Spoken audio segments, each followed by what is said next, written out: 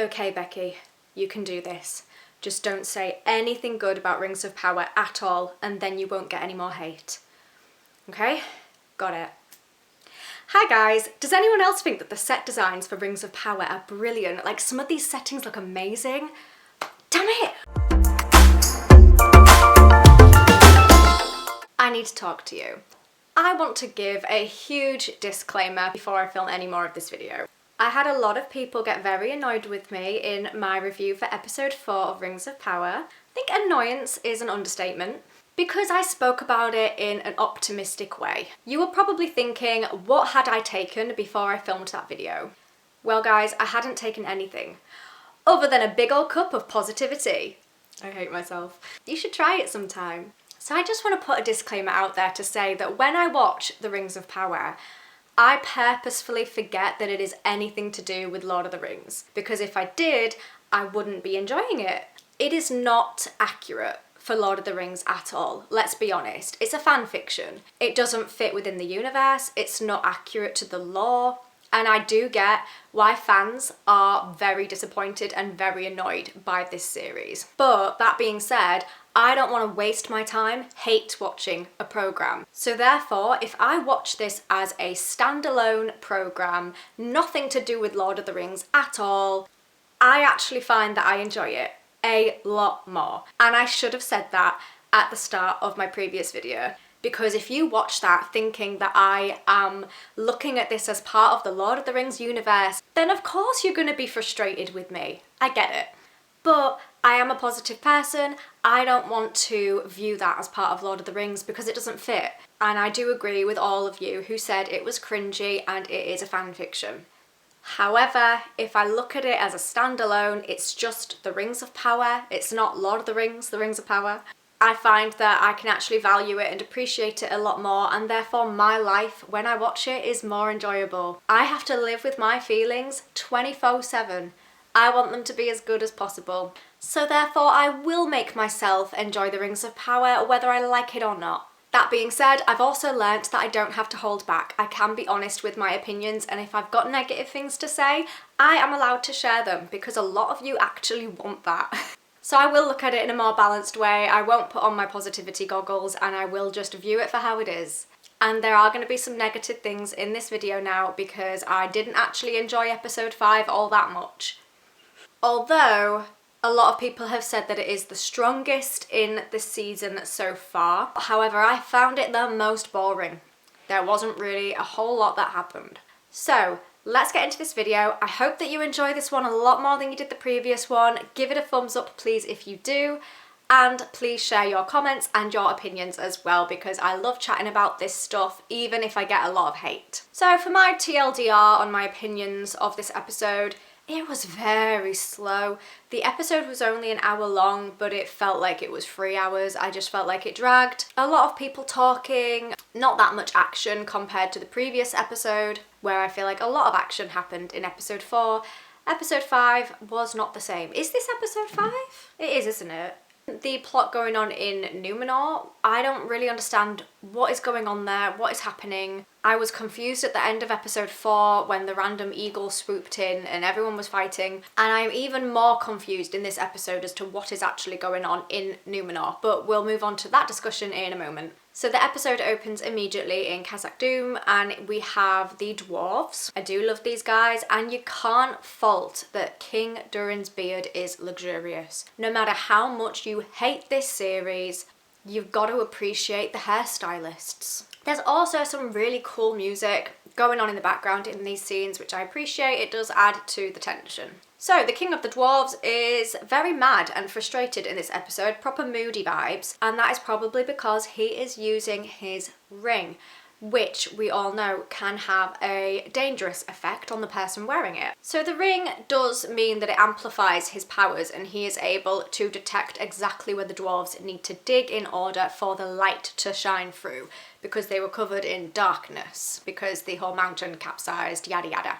So he uses the ring to know exactly where to dig. But because of that, I think it is making him feel a little bit greedy now. He is really, truly taking advantage of the ring's power, and I think it's going to make him quite greedy, quite moody vibes. So the dwarves manage to dig a huge hole in the wall, which somehow does not make the wall collapse. They've dug really far and somehow it just works. So I was 10 minutes into the episode and bored, but I did keep watching it because I need to know what's going on. There's a quote that I really liked that Celebrimbor told Sauron. I'm just going to read it word for word. "Much of the misery of men is of their own making. Please remember that when you choose to hate watch Rings of Power." So Celebrimbor is celebrating the forging of the Dwarven rings. But I also noticed that he is being massively gaslighted and manipulated by Sauron. It's Sauron, he can do whatever he wants. He twisting people all around his fingers. And after Celebrimbor and Sauron have this really saucy conversation, the scene then transitions into some beautiful settings and the environments just look stunning. I am allowed to say that, right? This is something that I said in my previous review as well. Rings of Power just looks beautiful. It just looks great, and I just like programs that look pretty. I am fortunate enough to have eyesight. I have been blessed, and I like to look at things that fulfill my eyesight. And the environments and settings in Rings of Power fulfill that value for me. Optimism at its peak. So, regarding the Númenor plotline, which did progress a lot in this episode, the Queen is being massively overthrown. I think we kind of guessed that. I have lost track of this storyline, but they do have these Palantir ball things that are really powerful, the power of the balls. There's a lot of conflict in that storyline. I'm really confused as to what is going on. I will do my own research on it before the next episode, but that is not for now because it is 8 o'clock in the morning. And that's just quite frankly not what I want to do. When Celebrimbor says, "I see brighter days ahead," we all know that there are no brighter days ahead. So in this episode again, we get to see a lot of people's favourite character, Disa, which is Prince Durin's wife. Very wholesome character. I live and stand by that. So in this episode, she enters the Bat Cave. There's a really cool lake. She starts singing. I don't know why they always need to make her sing. Is that part of the Dwarven lore that she needs to be really good at opera and start singing in the middle of a cave? But this is a key moment because she does start to learn about the Balrog, which we saw at the end of season 1, this Balrog started to be awoken, which is part of Sauron's plan as well, I believe. And Disa is one of the first people to notice. But I'm sure she could have done that without having to sing, to be honest. In this episode, there's also some crazy stuff happening in Celebrimbor's workshop. Like, what is going on there? So one of his assistants accidentally puts on the ring and goes basically insane. She turns invisible, and when she comes out of it again, she says that she sees some really weird stuff, and she's like throwing anchors around and hammers. And Sauron's plan is coming together because we do see that here Celebrimbor has no choice but to either confess that he has been doing some dirty stuff and therefore not be able to smith anything again, or he forges the 9 rings. So rather than confessing, he forges the rings, which is obviously what Sauron wanted. Like I mentioned earlier, he has massively gaslighted Celebrimbor into thinking that he has no choice here. So that was the whole purpose of that part of the storyline for this episode, was basically how Celebrimbor comes to his decision to forge the 9 rings, which makes Sauron even closer to his plan of having the 1 ring to rule them all, because he wants to encompass the power of all of these rings through that 1 ring.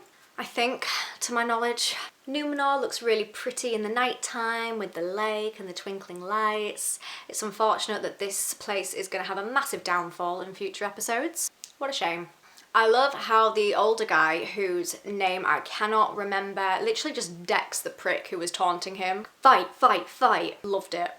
In this scene, the fight does progress and the old guy's son gets involved. Now, I'm not gonna lie, I did call it that the son was gonna die.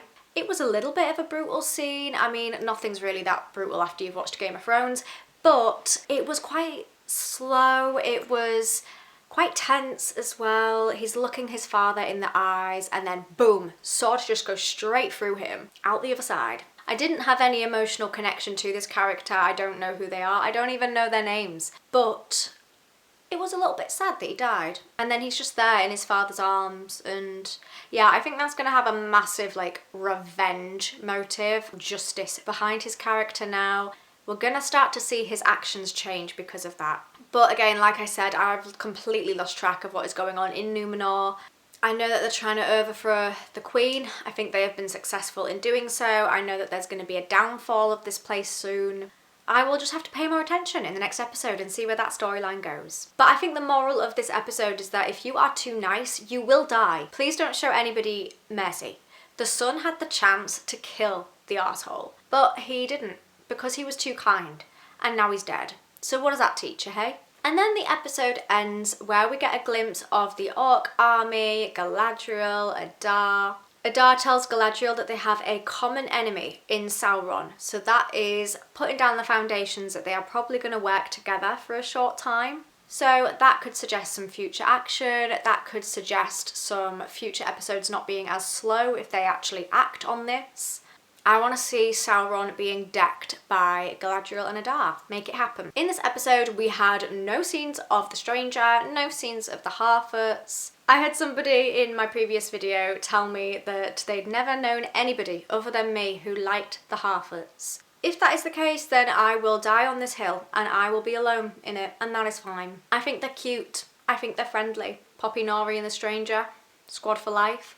I'm not their number one die-hard fan. There will be somebody out there who is. It's not me. I just like them. We also didn't see much of Elrond. I think we did get one quick scene of him running, but other than that, nothing really from him. So he's had a break in this episode as well. I wonder if they still got paid for it. Do they get paid for the episodes that they're not in? And that is basically my very quick rundown of episode 5 of Rings of Power. I didn't really have too much to say because I don't really feel like too much happened in this episode. I like to class myself as a casual fan of Lord of the Rings. I am not diehard, I'm not hardcore, I just like it. Please leave your opinions in the comments below so that we can keep this conversation going. I really do value your opinions, even if they are different to mine, which they probably are. I would really appreciate it if you could give this a thumbs up if you enjoyed it. Thank you so much for watching this video. If you like my content and you want to see more from me, then please subscribe because it's free and it means that you can see my videos a lot easier. I will see you next time, or rather you'll see me, and I hope that you have a wonderful rest of your day. Bye for now.